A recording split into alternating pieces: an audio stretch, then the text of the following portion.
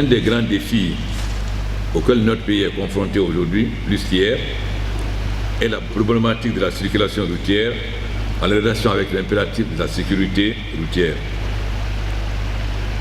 Avoir le spectacle infligeant de l'indiscipline sur la voie publique, la violation systématique des règles les plus élémentaires de la circulation routière, l'incivisme caractérisé de la part de nombreux citoyens, les manquements coupables des agents et responsables en charge de la sécurité routière, etc. On serait tenté à juste titre de croire que les bonnes pratiques en matière de circulation routière et la sécurité sur nos routes ne sont pas une priorité dans notre pays. Les conséquences de cette situation sont pourtant accablantes. Si ces statistiques terribles nous interpellent et nous conduisent au constat que les accidents de la circulation routière demeurent un fléau dans notre pays, nous devons aussi nous rappeler ce que tous les spécialistes de la sécurité routière nous enseignent. Un accident est la conséquence d'un dysfonctionnement du système homme, véhicule, environnement. C'est dans les interactions de ces trois composantes qu'il faut chercher les relations causales menant à l'accident. Cette approche permet de mieux comprendre l'accident et de trouver des actions pour y remédier. Mesdames, Messieurs, chaque comportement répréhensible est une faute de trop. Chaque cas d'accident est un accident de trop. Chaque victime sur la route est une victime de trop. Chaque cas de décès endeuille profondément les familles guinéennes. Les dysfonctionnements liés à la non-application des réglementations en vigueur, l'absence de rigueur dans la formation des conducteurs et dans la délivrance des permis de conduire, l'absence de contrôle technique automobile et l'état défectueux des infrastructures routières sont entre autres les causes de ces nombreux accidents. Face à cette situation endémique, le gouvernement et tous les acteurs impliqués, de près ou de loin, dans les questions en relation avec la sécurité routière, doivent plus que jamais conjuguer les efforts pour mieux appréhender les problèmes et surtout trouver les solutions les plus appropriées.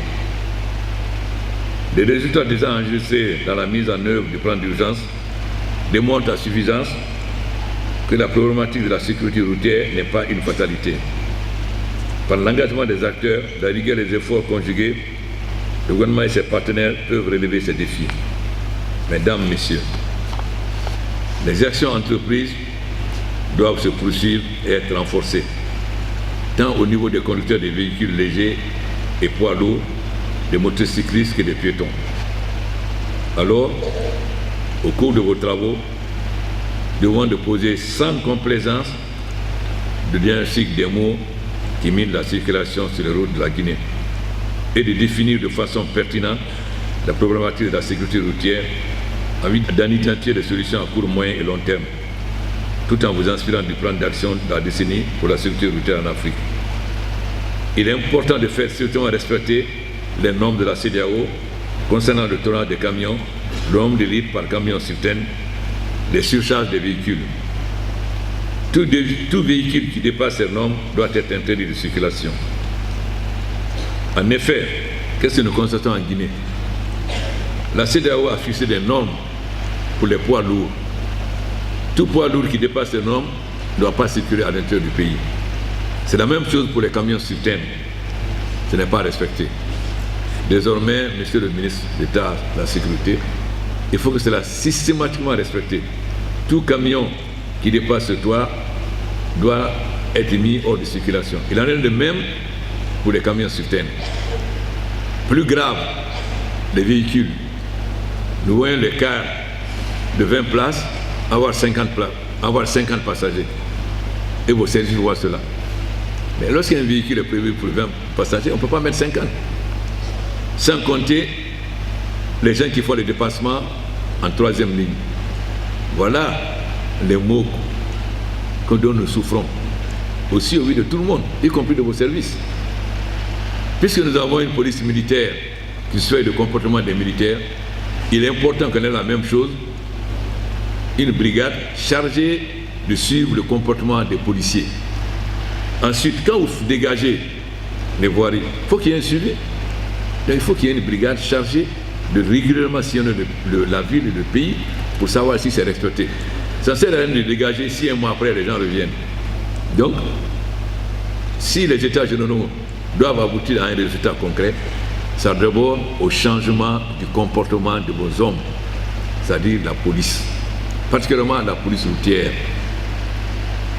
Et ensuite, je vous ai dit d'associer les chefs religieux, d'associer tout le monde, parce que ça concerne tout le monde. Il faut que les chefs religieux aussi, dans les prêtres, dans les mosquées, expliquent qu'on ne doit pas surcharger.